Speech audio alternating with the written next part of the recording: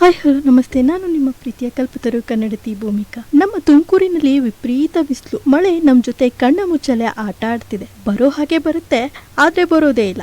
ಬಿಸಿಲಿಗೆ ನಮ್ಗಂತೂ ಸಾಕಾಗಿದ್ಯಪ್ಪ.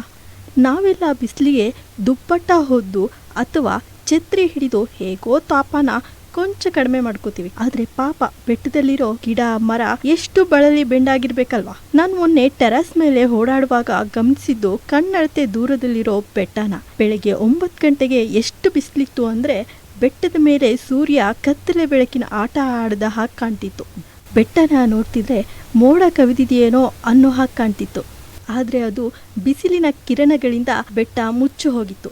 ಬೆಟ್ಟದ ನೆರಳು ನನ್ನ ಕಣ್ಣಿಗೆ ಕತ್ತಲು ಬೆಳಕಿನ ಆಟದಂತೆ ಕಾಣ್ತಿತ್ತು. ಮಳೆಗಾಲದಲ್ಲಿ ಮೋಡ ಕವಿದದ್ದನ್ನ ನೋಡಿದ್ದೆ, ಇವತ್ತು ಬಿಸಿಲು ಬೆಟ್ಟನ ಕವಿದಿದ್ದನ್ನ ನೋಡಿದೆ. ಅದೇನೇ ಆದ್ರೂ ಬಿಸಿಲಿನ ಜಳಕ್ಕೆ ನಮ್ಮ ತುಮಕೂರಿನ ಜನ ಹೈರಾಣಾಗಿದ್ದಂತೂ ನಿಜ.